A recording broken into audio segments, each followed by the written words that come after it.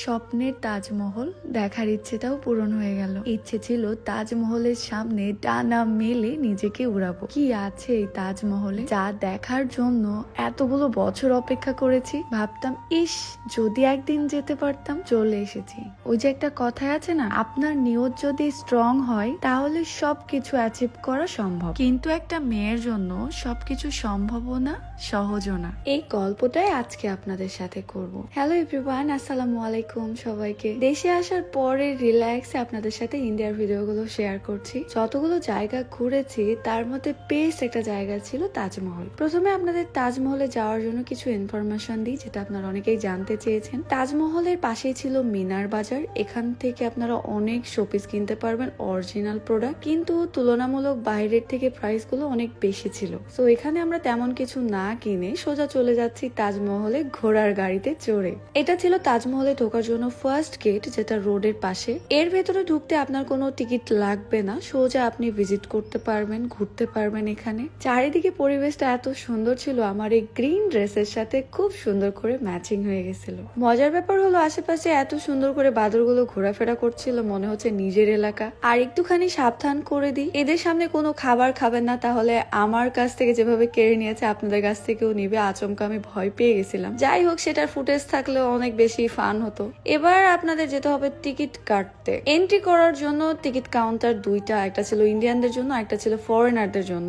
আমরা সোজা ফরেনারদের কাতারে পড়ি, তাই আমাদের প্রাইস ছিল 740 টাকা। আর এর উপরেও অনেক প্রাইস ছিল যারা অন্যান্য ফরেনার, মানে আমরা তো শার্কের মধ্যে পড়ি। যাই হোক, আমরা 4 জনের টিকিট কেটে এবার চলে যাচ্ছি তাজমহলের ভেতরে। এখানে প্রায় প্রতিটা জায়গায় সিকিউরিটি অনেক বেশি করে কড়া আছে, আর এটাই খুবই স্বাভাবিক। যাই হোক, ভেতরে যেতে যেতে পা ব্যথা হয়ে গেছে, কিন্তু তাজমহলে দেখা এখনো পায় নাই, মানে পথটা অনেক দূর। অবশেষে দেখতে পাই তাজমহলের প্রথম গেট, যেটা সারা জীবন ভিডিও দেখে গেছি, আজকে সামনাসামনি দেখছি। কত বড় গেট! ওয়াও, এটা সামনাসামনি দেখতে অনেক বেশি সুন্দর। এন্ড ফাইনালি তাজমহল এখান থেকে দেখা যায়। শুনেছি অনেকেই বলতো তাজমহলের কাছে আপনি যতই এগোতে থাকবেন ততই নাকি এটা দূরে মনে হবে।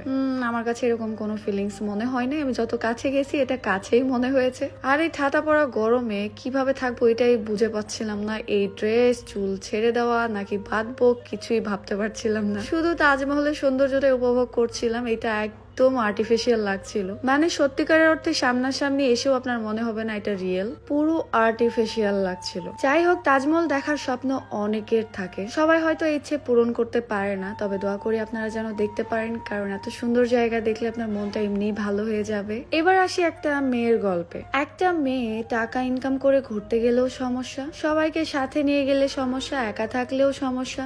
তাছাড়া সব থেকে বড় কথা হলো এই মেয়ে কিভাবে মুভ অন করলো। মানে কি ভাই, আমাকে কি করতে বলছেন আপনারা? কষ্টও পেয়েছি, নিজেকে ভেঙে চুরে দুমড়ে মুচড়ে সব সময় নিজেকে হাসি খুশি রাখার চেষ্টা করেছি। বেঁচে আছি, ভালো আছি, আলহামদুলিল্লাহ। আমার জীবন নিয়ে কোনো অভিযোগ নেই। অভিযোগ তো থাকে তাদের যারা নিজেদেরকে অনেক কমতি মনে করে। একটা মেয়ের কি থাকতে হবে বলেন তো? গায়ের রং ফর্সা হতে হবে, বাবার অনেক টাকা থাকতে হবে, দুনিয়ার সব কাজ তাকে জানতে হবে, অনেক বেশি সুন্দর চেহারার অধিকারী হতে হবে, তাহলে কি সেই মেয়ে সবকিছু ডিজার্ভ করে? আমরা এই ভুল ধারণার মধ্যে আছি। আপনি যেমনই হন, আপনি সুন্দর। আপনি নিজেকে যখন ভালোবাসবেন তখন সবকিছুই ভালো লাগবে। সারা জীবন অন্যের কথা চিন্তা করলে নিজেকে নিয়ে ভাবার সময় কখন পাবেন? একটুখানি সময় নিজের জন্য বের করে। টাকা বালিশে রেখে কি করবেন? জীবনটা সুন্দরভাবে উপভোগ করতে হলে অনেক ঘুরতে হবে, মন যা চাই তাই করতে হবে। যে দিনগুলো আমার জন্য স্বপ্নের মতো ছিল, এগুলো একদিনে পূরণ হয়নি।